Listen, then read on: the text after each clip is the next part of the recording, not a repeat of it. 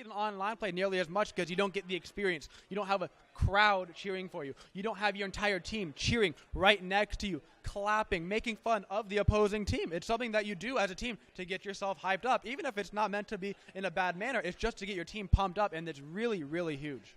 Yeah, you need that hype man getting your team boosted moving forward. After a great play, you don't want to be like death and monotone. You got to be waking up. You got to be making plays constantly, consistently, just constantly grinding out those kills and making your teams win the games. All right, in terms of momentum, well, this will be the final pick and ban screen of the day, of the tournament even. So let's see what the momentum carries here. Ullr haven't banned out anybody quite yet, being a little bit slower than normal. I feel like they have control of the bans right now just based off the last couple games. I would expect here, honestly, to see the Geb ban. Their Geb ban has been taking away a comfort pick of Jeff, and he's been relying on the Sobek, and there we go. We see the Geb pick. Don't change what isn't broken. Yeah, and I think Ullr had first pick, first ban this entire series, and they're definitely relying heavily on denying the Geb away from Jeff, and we'll see what he elects to go in the future as Cloud9 is deciding their first ban here. I wouldn't be surprised if it's a Janus here. They might elect to keep the Poseidon open and go for something else, kind of bait it out still, and then look for ways to deal with it. Maybe go for a Thor pick. Yeah, Janus, Serqet, Neja actually now being the first ban. So if this is all ends up targeted, then we're just going to see more and more gods that you just normally wouldn't expect to ever see play, like Khepri, like Serqet. Serqet, of course, not working out too well for Cloud9, but it still could be picked up by either Ullr, or if they want that run back, that triple run back, now's the time. I love seeing that Neja band there. I expected it fully to come out. That was a huge pick Ullr has been using to get momentum in these early games, to get their setup going. It's a pick they haven't been playing very well against, and Ullr coming out with the exact same two bans they've been doing the entire tournament. And that's a recurring theme. Again, this last final game is ban Sun Wukong away from Baskin. He's been having a great tournament with Sun Wukong, so why not ban that away from him again? As the Athena ban comes out from Cloud9, taking that away from PolarBearMike. He's been playing a really good Athena, as Ullr does first pick Janus here. Not surprised by that. And Janus, of course, he's mobile. It's like Lassiz roam around the entire map, play very aggressively. He's using his ultimate to snipe. He's using his ultimate just to walk around. Like, they've played it quite well. And they love just that little extra bit of movement, a little extra bit of aggression. Now, of course, this does leave Serqet open. It does leave Khepri open. I mean, the hug bug, I would be very surprised not to see it played this game. We haven't actually been seeing much Khepri this tournament. Last game, Khepri was open, and Serqet hovered right now for Cloud9. This would be the third time in a row they picked it, and it has not worked 2 games in a row. Andy might be trying to make a point here saying, it's not the Serqet. I'm going to come through with the Serqet, and there's another Sobek pick. This is the NA runback. The NA runback, as you mentioned, they're not changing. They're sticking to their guns. They're picking the Serqet. They're picking the Sobek. They think that they could still make it work. They still have a lot of flexibility with the rest of their picks. As Hell is being hovered over by Ullr, I wouldn't recommend Ullr to actually pick this with Odin still left on the table for Cloud9, but we'll see as Ares and Hell is being hovered over by Ullr. I mean, Odin's still on the table. They already have a Sobek with minus healing reduction. You cannot heal through the Serqet ultimate. There's a lot of ways to deal with that sustain from Hell, and it's scary. Like, that's a scary pick if they do lock it in. Going for there we go. There's the hug bug. I support the hug. Okay, I'm a total Ullr fan. Root for them. They're going to win this 3-0. I know they've already lost 2 games, but they picked the hug bug, so I got to back them up. That is one of the strongest lineups coming out of Ullr right now that I have ever seen drafted in the first 3 picks. A global ultimate on Janus, Khepri, a revive, and Bellona, one of the strongest kits in the entire game. Although Hell getting picked up by Cloud9, and right now Ullr's team is not ready for it. Plus the Odin ban for Cloud9. Yeah, the fact that Cloud9 was able to pick Hell third right before the third bans and ban away Odin, the complete counter pick there, allows them to have a good position for Hell in the early, mid, and late game, taking that healing reduction away. And they have the Sobek too, so there's like not many options for Ullr to have healing reduction unless they choose Bacchus, Chang'e maybe for healing reduction. We'll see. I mean, they're running out of options. Like, they've got the creeping curse on everybody, but it's not like you can reliably pick that up, as actually Amu's and Ka being banned out. We saw this actually versus AFK, and actually in this series as well, the B-Man's done quite well. Yeah, BaRRaCCuDDa really likes the AMC pick. He's doing very strong with it right now. I actually love Cloud9 baiting us with the Serqet Sobek, so they could not pick the Hell over on the side of Ullr, so they got that pick for themselves. Getting the anti-healing on the board, knowing that Ullr wouldn't be able to pick it, securing it for themselves. And Hell has, if I'm not mistaken, maybe 100% win ratio this tournament? If I'm not mistaken, I believe so. I can't recall 100%. As Ullr is being hovered over by Ullr, yet again, another mechanical god, like I predicted. in the comfort zone of Zapman being hovered over, and we'll see what the last pick besides the Ullr will be here for PolarBearMike. I mean, the Ullr isn't locked in yet. They could always switch it last second. Still, though, this is going to be interesting just because they don't have that many choices for healing reduction. Kali being looked at now. Kali, one of the strongest possible gods you can pair with Khepri. Khepri's ultimate, not only does it let you revive, it also gives you increased movement speed and attack speed. All right, with that, final pick locked in. This is the final game. This is for all of it. I'm going to toss it back to the casters. BaRRaCCuDDa, Allied, take it away. Commentary desk for the final time today. It is game number 5 between Ullr and Cloud9. And this time where they go back to Ullr, does Ullr. A little bit of a risky pick. You were mentioning a little bit about the matchup with Apollo. Oh, no, it's just Apollo has a lot of natural sustain, especially with Apollo passive, able to kind of sustain out in lane.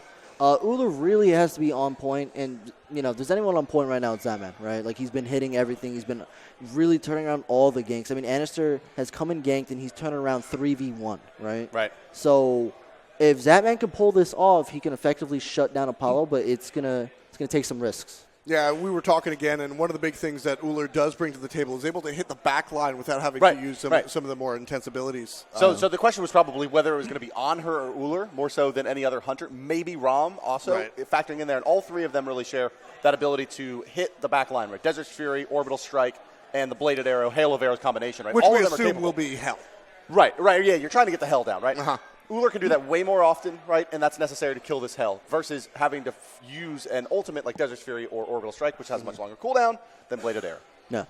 I mean, also, you have to bring into the fact that Ullr has a stun. Not too many hunters can sit around like they have like a usable long-range stun like that besides, well, on her besides the pillar stun. Yeah. We're sitting here talking about the Ullr, but Kali was also picked on the side of Ullr. Daretocare picking this character. You mentioned this is something he does pull out from time to time. I mean, it's just one of Dare's jank picks, really. And whenever like everything hits the line, I feel like he goes to Kali a lot, just because, you know, Kali's fairly safe. All he has to do right now, the goal of Kali is early game, you farm and you counter gank. Farm, counter gank, farm, counter gank. You get 1 or 2 kills, boom. And then late game, you just hang out with the hug bug. Yeah. And just late game, yeah. I like to mention. What? The hug bug, dude. You don't like the hug bug? He hugs you. That's what he does. Yeah, the hug bug. His first ability is called Hug. That's good. And then, it's actually Abduct. No, it's Hug. That's a very scary hug. He loves you. But yeah, no, I mean, it's that combination's nasty. It's the LOL, you can't kill Kali comp. Right, exactly. The only thing missing here is a solo lane Aphrodite.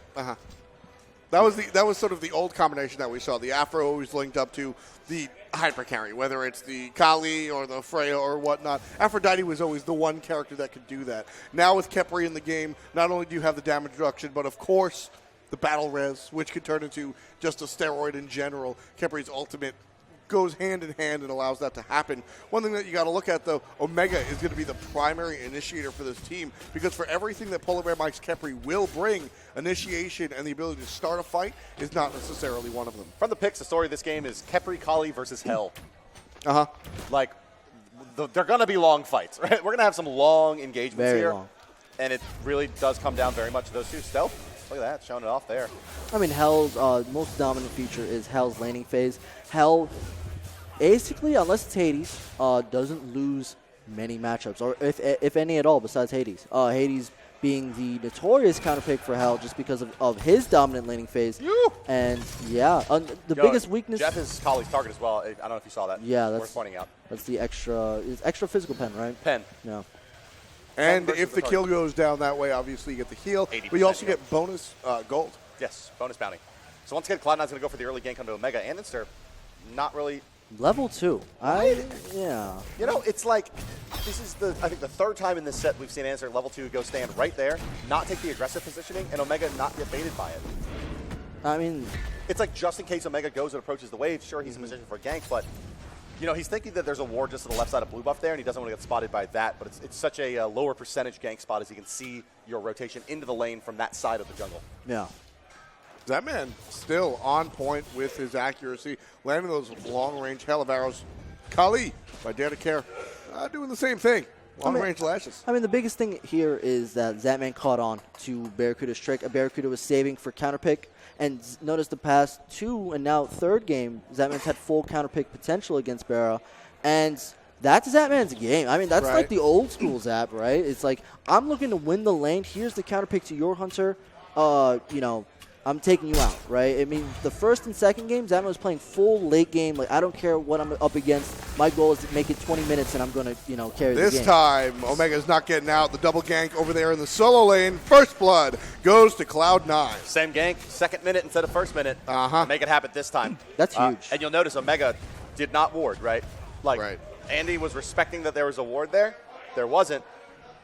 And it resulted in a kill. No, that was There's no actually creeps here. huge. Got to watch out for the pluck. Yeah, Well, absolutely. everybody's got plucks.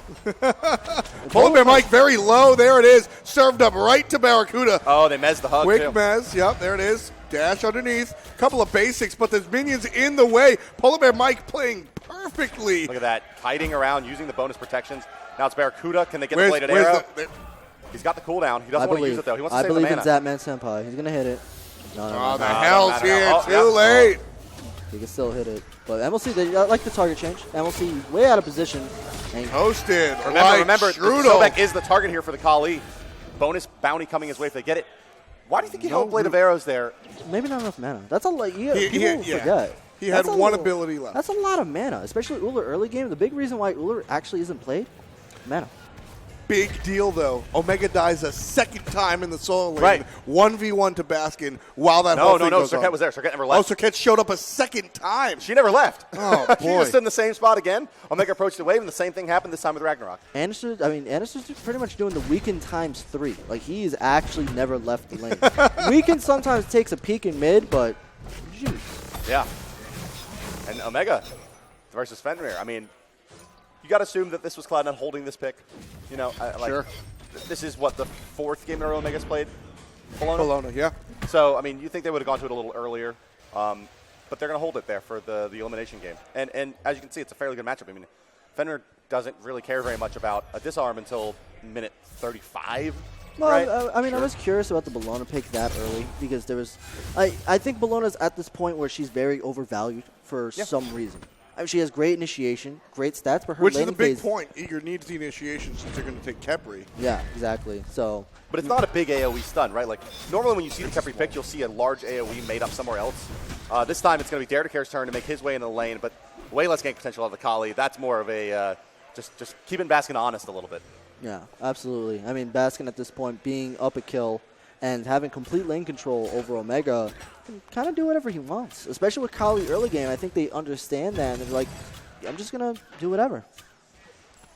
But yeah, now just approaching 5 minutes here. Still 2-1 in favor of Cloud9. Both of those kills going on to Omega, who has really degraded in terms of his impact. Like, game 1, game 2, we're like, damn, Omega's the one that's really going in. He's playing the best. And now, sold a couple times by Baskin. Baskin starting to adapt. But Zapman and Lassiz have really showed up, mostly Lassiz.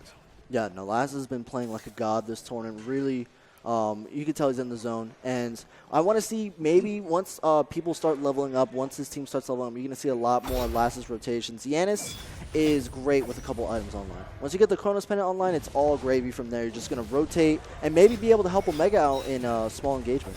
I think most importantly, like porting Daretocare around the map and through walls so he doesn't have to burn Leap on Kali can be very, very, very valuable.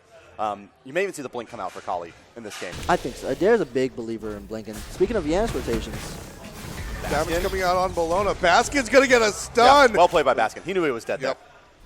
there. No way he gets away from Janus. Threshold was slowed him down enough. He just goes and turns around and kills Omega for the third time in this game. suicide kill.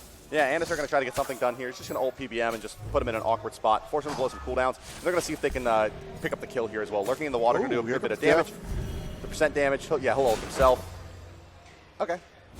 They'll try to kill him again. No Nuwa this time, though. Which is probably the most interesting, right? They drafted the Hell so early, they can't take the Nuwa. Nuwa being probably the best natural predator for Khepri, right? Yeah. You just wait for the ultimate to expire, and then you just fire you charge. all- But you know what's actually pretty funny? That was a guaranteed kill on PolarBearMike. Sobek knock up the tail whip. Actually knocked him up, and Hell missed her one. Which, Ah. I don't That's know what if you happened. saw Yeah, that. no, I miss it. Yeah. So JeffHindla making a little bit of a misplay, maybe team miscommunication. Jeff.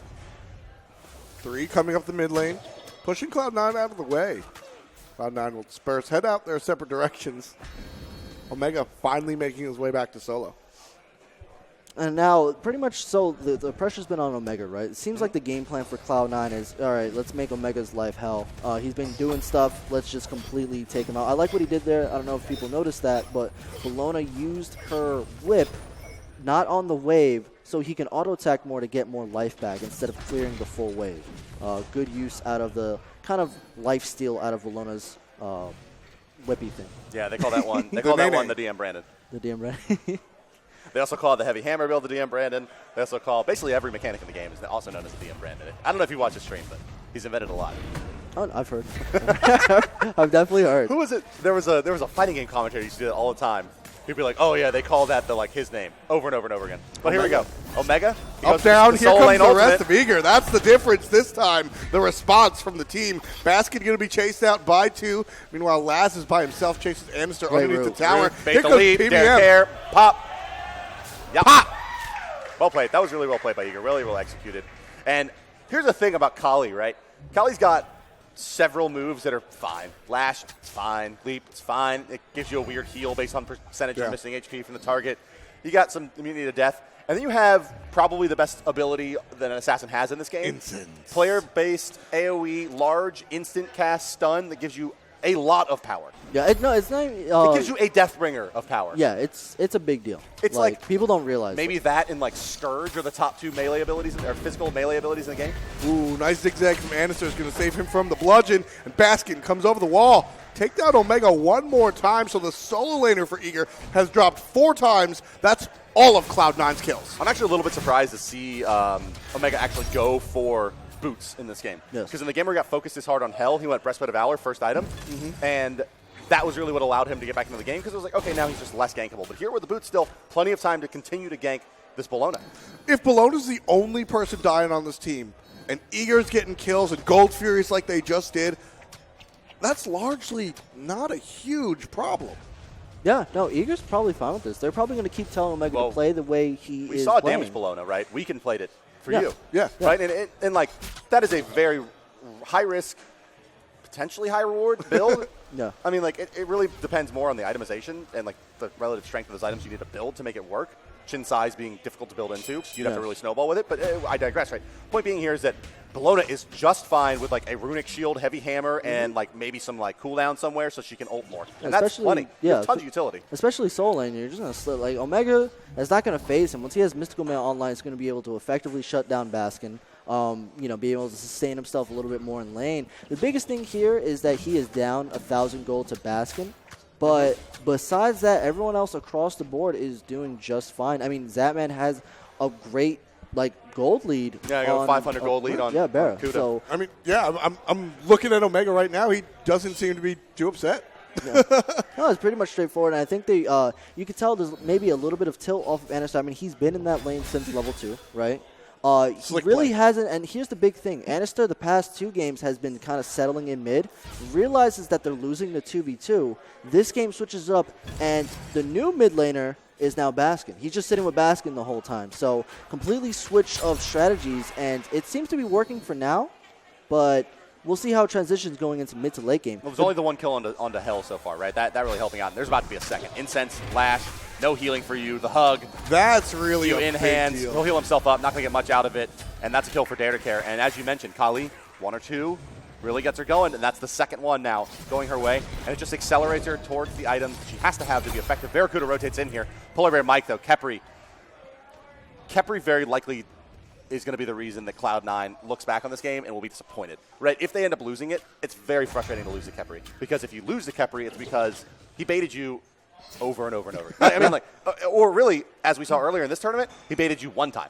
Yeah. And it won. A lot of what's That's how COG lost to Eager earlier in this tournament, right? We should be very clear about that. Was PolarBearMike ulting Zapman. Yeah, that was actually it. the one fight. Yeah. That was it. That fight ended the game. And it is incredibly frustrating to play against if you aren't prepared for it. Of course. I mean, even now, when you think of Khepri, you think of the only god in Smite. I repeat, the only character in this game that has an instant resurrection. Right. I mean, in most games, resurrection is just like a very, for example, you've played MMOs before, right? Uh-huh. In any kind of PvP environment, that's just the developers are like, no, you can't resurrect during They just PvP take it out. combat.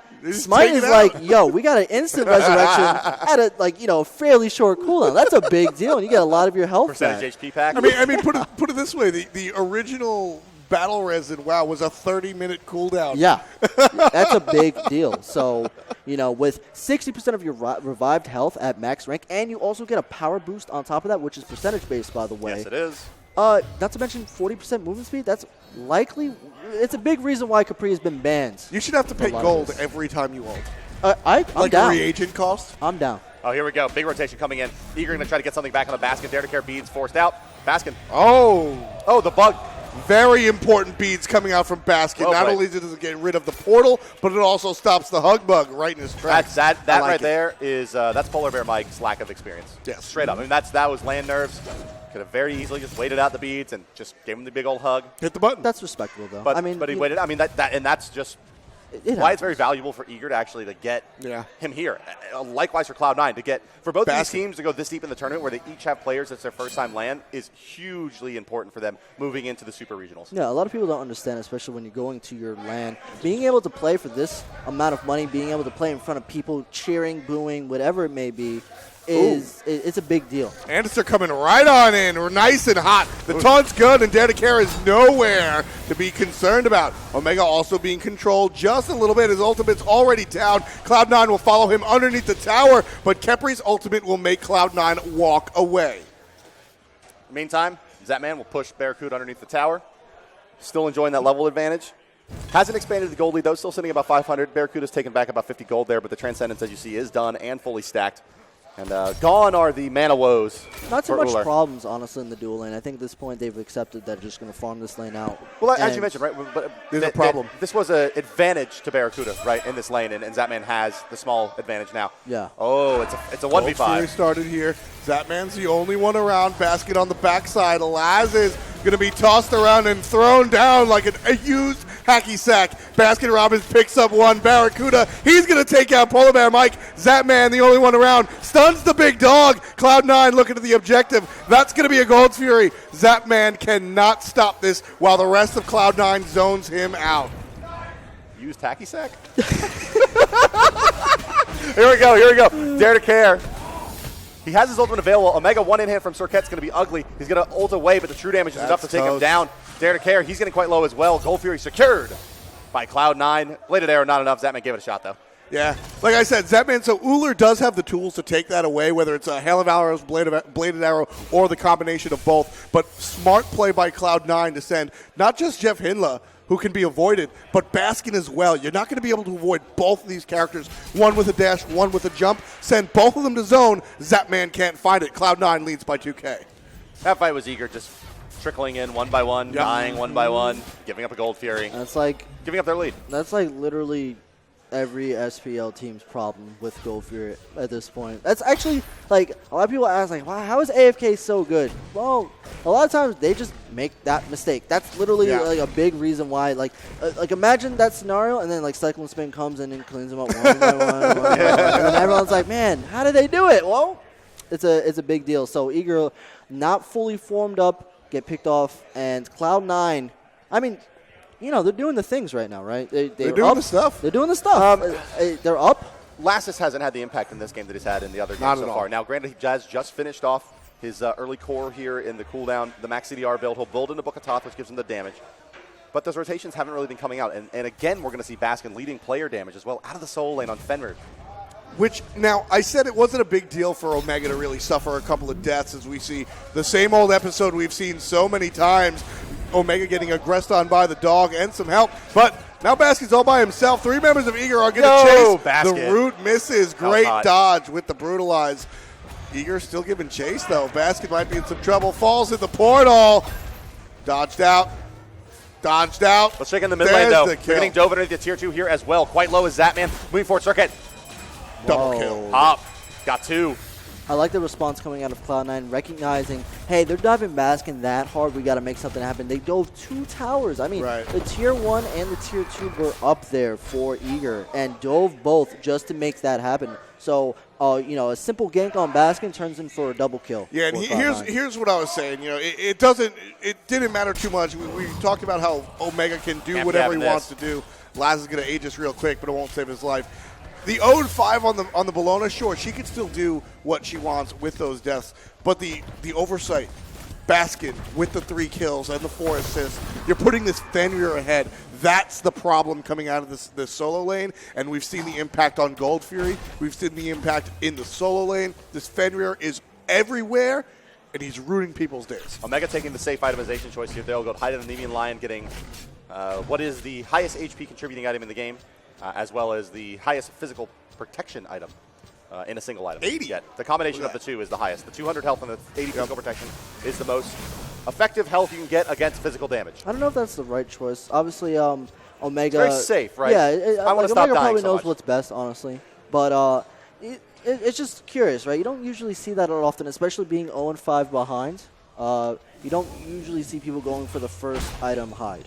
So, and also you got to remember, like, Fenrir isn't really auto attack builds. He's going into Jones, which reinforces the fact that he's using his abilities to kill Omega. And Serqet is mostly ability based, besides like the one auto attack she gets to proc her passive. So yeah, this is much. Sorry, buddy, but it's okay. In my opinion, this is much more about the actual stats that are coming out rather than passive. Yeah. That's why we also see a cudgel. I think this is 100 health as well on top of everything. So he's really just looking for the numbers. The passive is nice, hooray! But I think it's more about the numbers, the 80 protection and the health on top. I mean, would you go Frostbound Hammer like after that, or would you even go into Runeforge? Oh, Zapman takes a spill as BaRRaCCuDDa and Andinster go under tower. Probably Runeforged here would be my guess. I think you have to go for the most defensive option you can at this point, or you're going to continue getting doped. I would like to say that Eager is definitely crumbling right now. They're getting picked off left and right, and literally off of that Gold Fury fight, they have lost complete momentum, complete advantage, and Cloud9 are back to the way they were game 1 and 2. They are diving, they are initiating, and they are making things happen as Daretocare is forced to pop his ult there. There's still a tier 2 tower up. Cloud9 looking to dive almost at the Phoenix. This is something similar we saw COG do, though. They really shut down Omega's hell. That was a hell that game. And then they took a very long, protracted fight on the left side of the map. Granted, Cloud9 gets a lot more out of this fight than COG did, but they've left Omega alone now for about 2 minutes for a lot of recovery farm. Good news here is that Baskin continued to find kills and continue to pull further and further ahead, but this does allow him to get into that Runeforged hammer, very, very quickly. Got about 3 waves, and we'll get a couple buffs as well. Blink, blink. Still not enough. Baskin able to jump away from the speeding Daretocare. Kali will find herself back in the jungle. It was a good start for this jungler. 2-2-2 now, very even. Eager going to start the Gold Fury. Omega comes out, but yeah, BaRRaCCuDDa's in the air. Bear is looking for it. He goes in. Not secure just yet. Eager gets it, but Baskin now rotated in. He kills Zapman. No Zapman available. And yes, on the mark is Brutalized, doing AoE damage as well. Lassiz taking 50% of his HP. Baskin continuing in. PolarBearMike not going to be able to retreat. Din goes down, or Omega goes down to Andinster. The dot doing enough, and Baskin going to continue surging forward. The cooldown's coming back up. 1 second for the leap. 3 seconds for, the Brutalized up. The Seething Howl now up as well. And the Fire Giant is in sights for Cloud9. And Baskin Robbins, the Hyperdog, throwing him out. Baskin's just like off of the pressure of Andinster. Baskin not only was able to help shut down his lane, and now he's just making the plays. And this is like the effect of getting your soul lane this far ahead. I just can't believe that Cognitive is going to finally beat Dignitas. Oh, wait. What year is it? What year? But yeah, Fire Giant for Cloud9 now. Yeah, 20 minutes in, 20 and a half minutes in right now. 5-15, Cloud9 leading by 10 kills and almost 10,000 gold. It's about 7 right there. Plus the Fire Giant on top of it. Very strong look. Right now, the comms for Eager are probably sounding something like this. See you in 20 minutes, boys. Daretocare signs off. No. And farms, and farms, and farms, and farms. And he's not doing bad. He picked up 2 early kills. I feel like it hasn't been a problem with team composition. It's just sloppy play and getting picked off. Right now, Andinster, because if you notice from the past 2 games, Andinster's biggest problem was getting online. He got shut down from Daretocare in the early mid laning phase, right?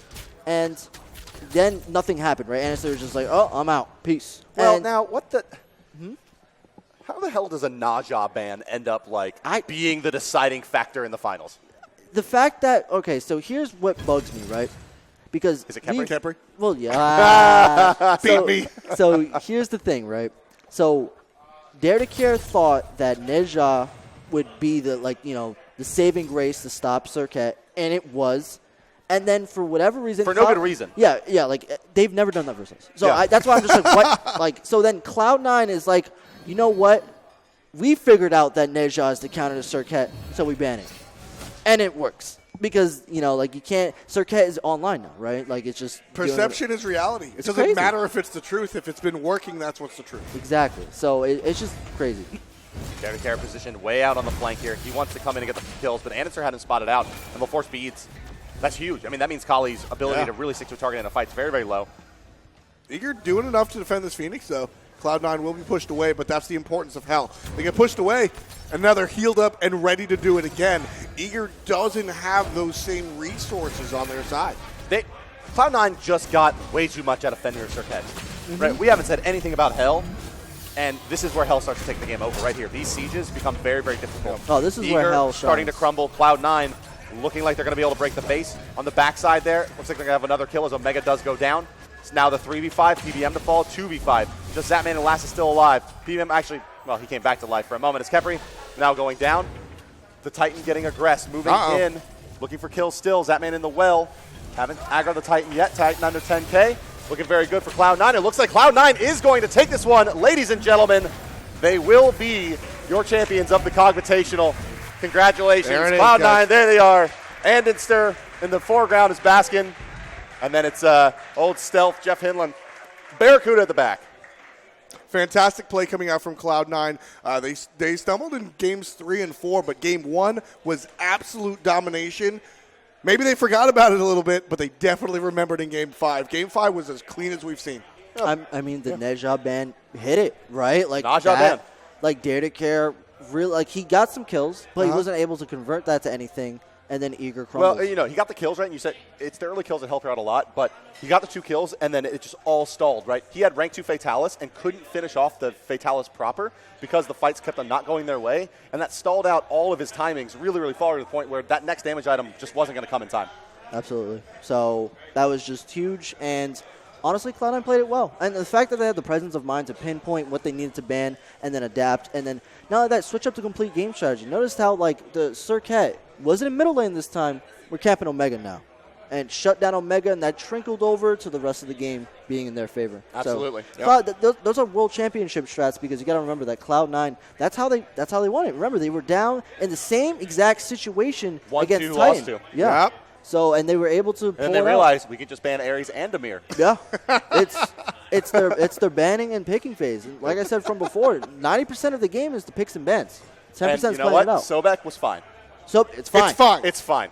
Well, with that, guys, it's all fine over here as well. Let's toss it over to Fats, where he's got Cloud9 ready for some interviews, guys. Ladies and gentlemen, here I am with the Cognitive Gaming Invitational guys. I mean, congratulations on winning. How you feeling, Jeff? Fucking fantastic. Well, he's feeling really great there.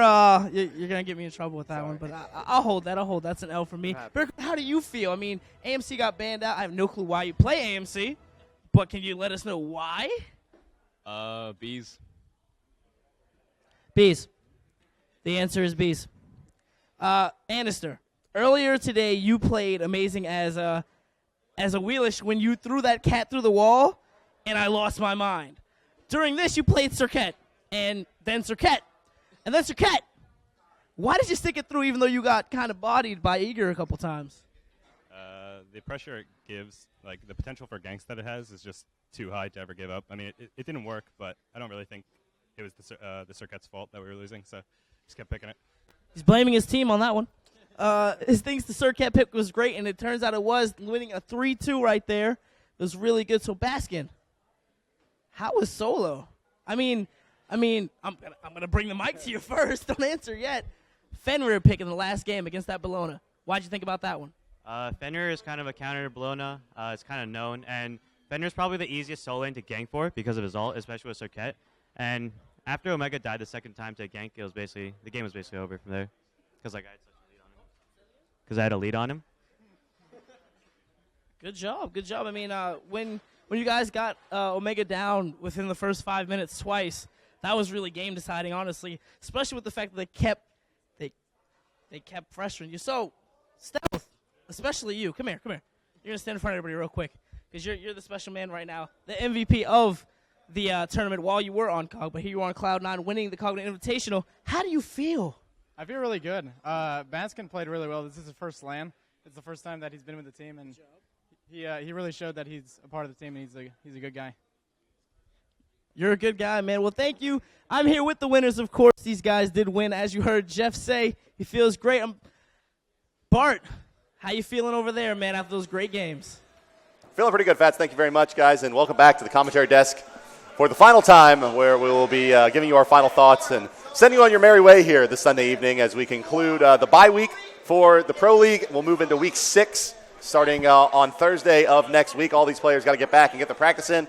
Any final thoughts, guys, before we let all the kind people go home? Very cool that we got to see a Game 5. As Allied said, it's not something that we really see, but here in Smite recently. But I think the level of competition has really risen, and I think this is a fantastic reprieve for the fall split, and it should just get people even more excited for in just 4 or 5 weeks. We've got Super Regionals. I mean, this was a great tournament, right? We saw the number 1 seed not make it to the finals. We saw but realistically, right? We saw 2 teams with new players, first-time LAN experience. Oh yeah, get some LAN experience here, and this bodes very well for the future of competitive Smite as we move into the Super Regionals. Allied back half of the season coming your way. Got to do it all over again. Any matchups you're particularly looking forward to? No, I'm gonna crush them all. No? Yeah. There it is.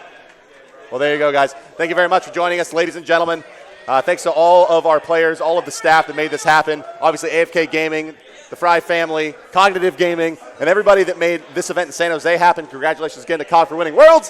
Thank you to all of our production staff that came, as well as all of the pros that joined us on the desk here. Allied, Incon, PBM, Snoopy, everybody. Thank you very much, guys. Thank you all for tuning in. Couldn't have done it without you. For FDOT and Allied, I've been Bart. We'll see you guys next time. I guess you can follow Fats too. Later. Have a twitching day, y'all. Have a twitching day.